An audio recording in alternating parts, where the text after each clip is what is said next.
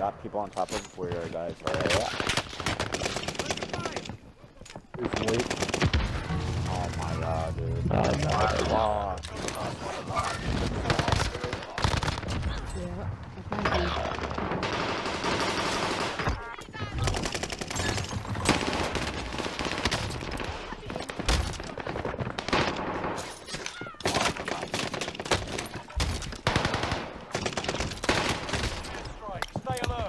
Gotta go.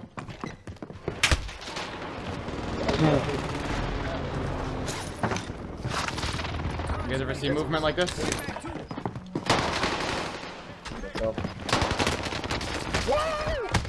Oh my god. No! Why are you getting stuck? Oh my god. Oh wow.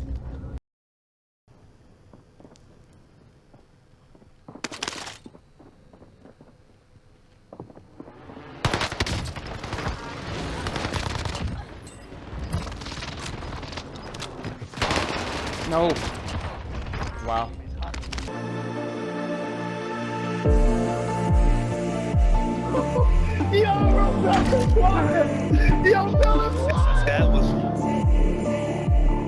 Goobers, what's going on, baby? It's your boy Robbeezzyy. Welcome back to the channel. Listen, I want to say that I have a banger for you today, but I'm not necessarily sure if that's true just yet.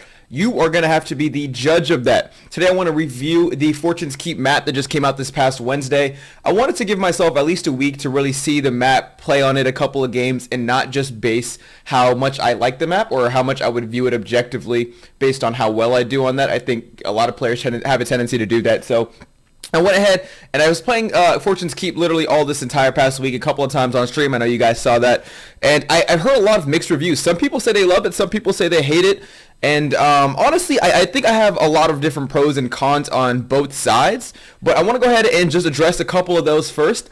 And first, I want to see what you guys think. I want you guys to leave a comment down below and tell me exactly what you think of Fortune's Keep. Do you think there needs to be some additions, some deletions, some insertions, whatever you guys think needs to be changed in Fortune's Keep? Make sure you leave that down below in the comments, man. If you guys have any questions, comments, or concerns, do me a favor. Follow me on Instagram, TikTok, Twitter, and I do have Twitch, but I very rarely use it. So go ahead, follow me on all those platforms, man. Let's stay connected. Got a Discord chat in the link in the bio.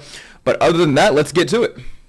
Alright, to start off on the bad side of things, I think there are a handful of cons that a lot of people have probably already ran into that are plaguing the map right now and causing the most distress when it comes to just having a good time and playing and just trying to get used to the new map.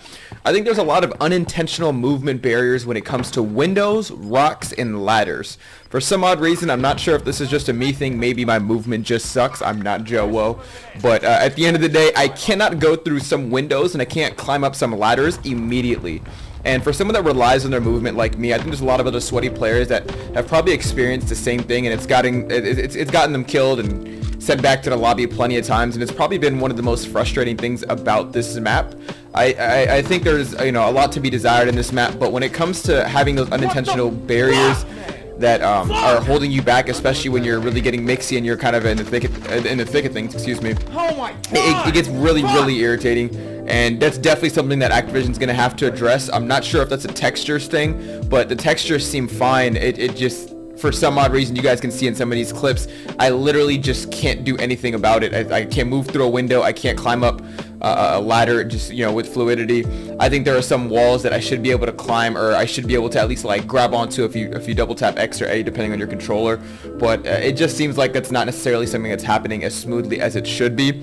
Another thing that I can't necessarily attribute to the map, I think the map style is bred to be a little bit more crowded, if that makes sense, and I think there's a lot more clutter than there needs to be. There's plenty of cover, which is the good news, so especially if you get caught in the open and you're trying to get to some cover really quickly, that's good for you. But I think that simplicity is beautiful at times, and there was a simplicity that came along with Verdansk, and even actually a lot of parts of Rebirth too that I thought was like really good. I think in this map all the buildings have some sort of different and unique design, which is great, don't get me wrong, but at the same time there is a beauty in the simplicity of the map. And I constantly see streamers and actually myself, I would say, a lot of times running into walls or thinking that I can go someplace within a building, but I think that's more attributed to the fact that the map is still relatively new. So that's probably one thing that I would say is a little bit more on the con side in my opinion. I'm not sure if it's, again, the map that is the issue with this next point, but it's probably something with the map that promotes this kind of play style, which is the fact that players tend to stack more often. Now, again, I cannot knock people for how they play the game. The map does not dictate how the player base plays the game. You can camp, you can snipe, you can use RPGs, you can use claymores. If that's what you want to do, that's what you want to do. They put them in the game for a reason. However, stacking has become a lot more prevalent in my opinion, especially with really good players. I know on Rebirth Island, most of my lobbies were sweaty anyway, and I would run into a lot of 1v1 fights, which was perfect. That's exactly how I wanted to play. I wanted to fight every single fight 1v1 and then kind of replay it, move on, and reposition to the next fight, which is great. But a lot of times in this map, I don't really necessarily get that opportunity. I see people not camping, I would say, but stacking and camping in conjunction. And if you're trying to go and get a pick off one person, it can be difficult to get away from them and get away from the entire team depending on what part of the map that you're in. I think that's more of a playstyle thing just for me. So again, that might be a little bit more of a subjective point, and this entire review is mostly supposed to be objective. So with that regard, I don't think it's the map that actually promotes that. I just think it's their playstyle. And with a map like this that has a lot of different windows, a lot of different high vantage points, it's going to be really difficult for sweaty players who want to 1v4 and try and go for TikTok clips all the time to try and get out of a lot of those situations, depending on what part of the map you're in. And I think that's huge. Another problem is, I'm not sure if this is a map thing or if Activision intentionally made this change, but typically in the pregame lobby, you can choose what loadout that you want. And that was going to be the loadout that you've pre-selected, so that once you actually grab your loadout in game, there's automatically going to be this selection for you where you don't necessarily have to scroll and find what gun or what class setup you're looking for. And they changed that so that no matter what class you choose in the pre-game lobby, you are automatically going to be taken right back to the top, even if you have favorited a specific class. And that's also something that kind of holds you back, especially because a lot of people feel like it takes too long to hold X or square depending on what your controller configuration is, and then to grab your loadout and to keep it pushing. That is something that can get really irritating at times. And on top of that, they also changed the functionality for you to buy back your teammates. Usually when you look down in the bottom left of your screen, you're going to see what teammates are in what order, and you can buy back each teammate accordingly based on the order that you see in the bottom left of your screen. That corresponds to the buy station, but they've actually taken out that that feature. So now once you go to the buy station, the order is all jumbled. You don't necessarily know who you're going to be buying back first or second, depending on if you're just going to press X and A. So that can be something that gets really irritating, especially if you're a competitive player that plays in wagers. If you're playing in wagers and you're playing competitively and you accidentally buy back the wrong teammate, you are probably going to be in some deep shit. So that's probably one of the most unfortunate things about this new map. I'm not sure, again, if it's the map that's the issue or if it's something that they implemented because they thought it might be better for the player base, but I don't think anybody likes that. Bug fixes are running rampant in my opinion. I've seen a lot of people camping and hiding in walls, and this is a new map, so again, there's probably a lot of parts of this map that they haven't necessarily been able to dive into. I'm pretty sure that they've done, their thorough testing and development on their part, but players have been finding a lot of neat ways to get into walls, to hide into walls, and to find the different glitches that give you that invisibility glitch, excuse me. Including the Marco speed glitch. I know the tape grip was absolutely broken. Again, I'm not sure if that has to do with the map, but I don't find it a coincidence that they brought the map in and then all these issues came about. Also, there are issues where parts of the map my loadout has been falling through, and I'm not necessarily sure what I could. You save up $7,500 for the loadout to fall through the map, and then you get pushed by a full team with your pants down. There's nothing you can do. So that kind of sucks in my opinion. So I would probably say those are probably the biggest issues that I've seen already with the map. Again, some of these issues might be a little bit more subjective towards me, but again, that's one side of the conversation. I think when you're judging a map, you need to judge it based on what the player base thinks of it, what the majority, how the majority feels about it based on either different polls, or if you can have some sort of communication and dialogue with a large part of the community, I think that would be perfect. But I think there's another side of things that I would say is a little bit more playful, which is the pros. One, the map looks beautiful. You cannot deny that the map looks amazing. Granted, I'm not the type of person to say like, oh, this is beautiful artwork, or I love the architecture of this building. Like, no, I think it's the amount of detail and effort that they put into the map. so that it didn't all look completely similar to one another. If you go back to maps like Verdansk, you could tell all of the buildings were just copy and paste, copy and paste, copy and paste. And that's fine, don't get me wrong. I think, like I said, there's a level of simplicity that I think a lot of people adore about certain maps. Look at maps like Newtown. Although it is a multiplayer map, you have two sides of the map. There's two different houses, right on polar opposite sides of the map. You have the backyards of both of those houses, and then two buses in the middle. The most simple map you'll ever gonna have, and that was probably the most popular map ever created in Call of Duty. And I think even Verdansk and Rebirth had a level of simplicity to it that a lot of people adored, and it kind of kept them coming back. When you have maps like Caldera where there's too much foliage and there's not enough POIs that are too far spread apart from each other, you get a little bit frustrated about those rotations, especially when you're losing gunfights that are all the same way to people who are on a hill. But with this map, the good thing is that the textures are great in my opinion. I don't have a lot of issues with my movement. I think, like I said, I addressed them earlier with windows and ladders and probably getting stuck between rocks and maybe even some walls. There's some certain things that, you know, they're probably gonna have to fix throughout time. And again, that's expected, especially when a new map comes out. So you have to give Activision some credit.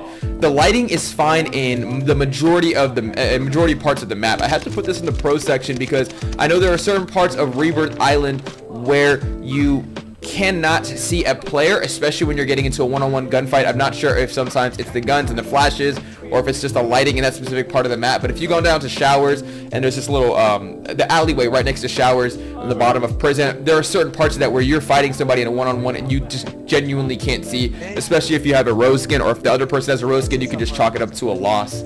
And this is probably another thing that I should throw in the con section. There are a lot of places where players can just hide in corners and play like rats. You really need to watch your back in every single crevice and corner of the map.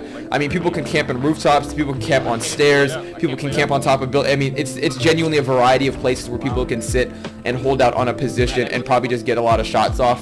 And that's not necessarily something wrong with the player base, because at the end of the day your goal is to win and get as many kills as you can, so you can't knock somebody for using to their advantage what they want. Just like every season there's a meta for what weapon people are going to use. You can't blame the player base on that. I think the good news about this, which is why I put this in the pro section, is that there's a lot of different ways to get to one location. And if you remember on Rebirth Island, there was this one giant lighthouse where you can camp on top of it and see everything on the map. It was kind of insane. You can go into the top of Lighthouse where headquarters was, and you could look down to Control, you can look down to Grandma's house, you can look down to Nova, you can see all on top of Prison and Control. I mean, living quarters. It was insane. That was the most overpowered spot on the map, and there was one way up and one way down. I think, granted, there was some vulnerabilities with that, still it gave you an unnatural advantage, and I think they did a great job at minimizing that in this map, because within Fortune's Keep, I honestly think that a lot of those camping spots that you have, like there's Lighthouse, there's Winery, I can see a lot of these camping spots being overpowered to a certain degree, but one, there's only a certain level of visibility that you have with those camping spots. So sure, you can stay there, and if the circle's rotating your way, you're going to have a brutal advantage, and that's going to be something that sucks. But two, I think there's multiple ways to get up to those locations that might throw people off, not just to mention using airstrikes to probably either get it down on them or put some pressure on them so you can make a rotation. But when it comes to a lot of these camping spots, there's multiple ways to get up to each of these spots that I think is absolutely beautiful. The second point, I think second or third point now, it appeals to all types of players. I think the objective for Activision is to make a map that completely encompasses every single different type of play style that you could think of. If you want to camp, if you want to run and gun, if you want to just make rotations and play for wins, if you just want to have fun and actually just do Easter eggs, which I think there's a numerous amount of those, I think this is for literally everybody. If you want to camp, there's plenty of places for you to do that, but they're not necessarily going to be overpowered because, like I just mentioned, there's going to be so many different ways that you can get up to that location.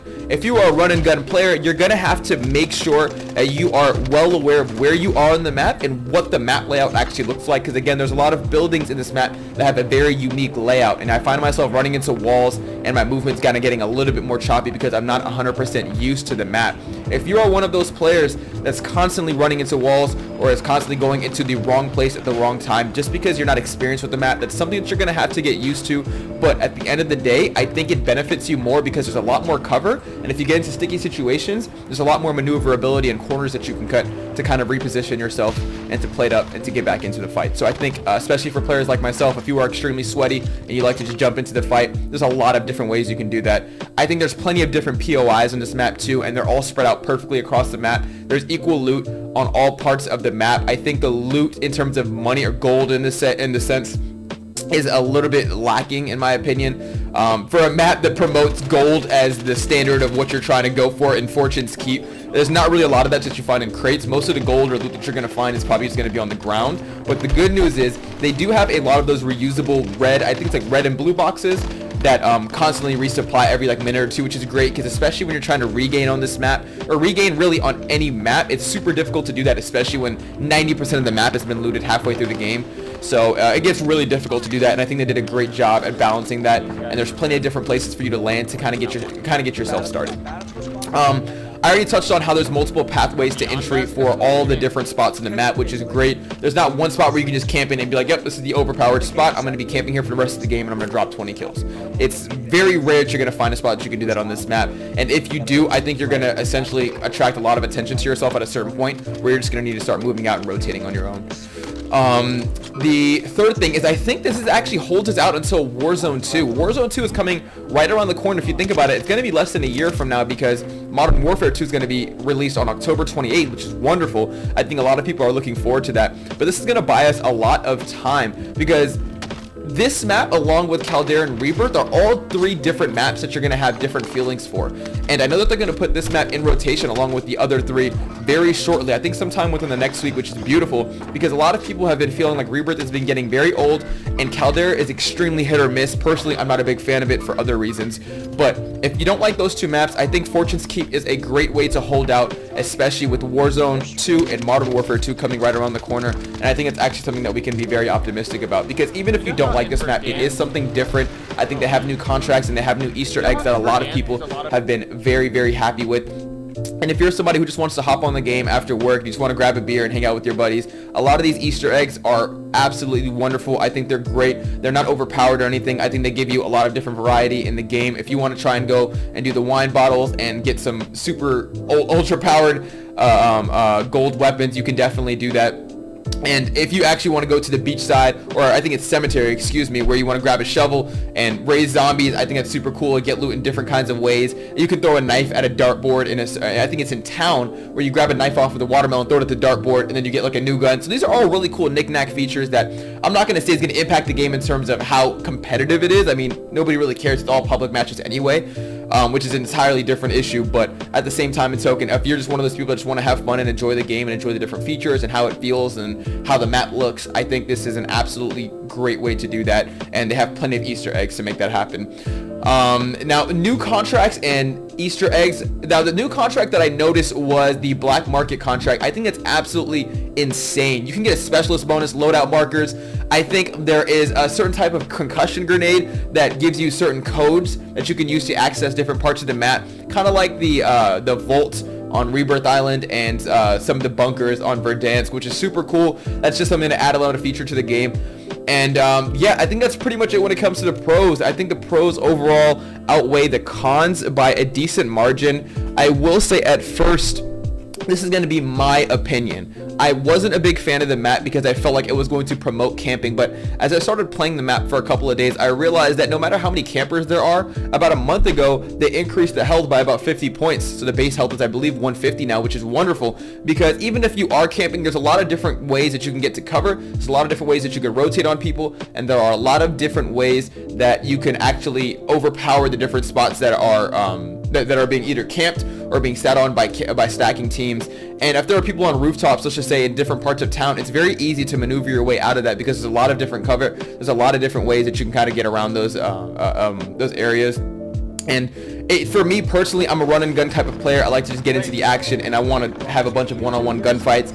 I understand that's probably not going to be the case because it's public matches and people just have different play styles, which is fine. But at the end of the day, for me personally, I know exactly how I like to play. And at first, I felt like this map was not going to be able to cater to me, which at the end of the day, I mean, it is what it is. You know, I can't get mad at the creators for building a map that's super genuine in that regard. But as I started to play the map a little bit more, I realized that experience and familiarity with the map is probably going to be what helps you best other players. And at the end of the day, this map definitely encompasses the entire player base's wishes of wanting a different play style, or wanting a different avenue for each play style. And I think they've done that. If you want to camp, if you want to stack with your teams, if you want to play for rotations in the win, if you just want to have fun, they've literally covered every single base. And for a lot of people who are extremely negative around Call of Duty, because again, this community can be toxic at times, I want to ask you one question. What were you expecting? I think sometimes we have our expectations that are extremely high and lofty, especially when Verdansk came out and Warzone came out initially, and we were completely mind blown because we had no idea how amazing it was going to be, especially coming from a battle royale like Blackout, which was actually pretty good, and I think people absolutely loved it. So honestly, I think they did a great job. I can't complain too much. Overall, I'd have to give them like a B or a B+. I think there's bugs and issues that they need to fix, and there's definitely a lot of different problems that are probably going to occur in the future when it comes to either guns being broken or different parts of the map leaning towards certain types of players. But for right now, they've done a good job. I can't complain. They have a B+ grade in my book. I think there's going to be some hurdles that I have to get over, but I think it's going to make me a better player overall. And especially from the competitive side of things, if you want to play in wagers, I think this might actually be a pretty good map for you if you're playing in wagers and tournaments, depending on how you look at it and depending on what your play style is. Because if you're going to be a run and gun player, you're going to need to have a teammate who's going to be able to play a little bit more relaxed, because you guys both can't get mixed at the same time, especially when most of your fights are going to be a little bit more on the 1v4 side. But again, I know this video was extremely lengthy. I wanted to give you guys a very in-depth and thorough analysis on how I felt about the game. And a lot of people have been asking me like how I felt about the new map and whether or not I thought it was good. And I have to be objective and say it's a good map. They've done everything that they needed to do to cover their bases. The map looks great. It appeals to all types of players. Multiple pathways to entry to a lot of different parts of the map. So I can't really complain. It's hard to say that they've done a bad job. I think just because they haven't catered to my needs specifically, that's fine. But I think that leads to one other major issue, which I think I will probably just address in another video about what they need to do to improve Warzone overall. And yeah, so that's exactly how I feel about the new map, Fortune's Keep. I think it's a pretty good W. I think a lot of people in the player base are going to feel different ways about it, but at the end of the day, this is just my opinion. This is not fact. These are just certain things in the map that I've noticed just after the first couple of days of playing it. It hasn't even really been a week. So again, my opinion might change, and if it does, I will definitely let you guys know. But if you guys like what you have heard today, if you guys want more Warzone and Call of Duty content in the future, do me a favor, hit that like button, drop a subscribe for the channel, and hit that notification bell. And I will see you guys next time. Hope you guys have a wonderful week. Peace and blessings. Take care.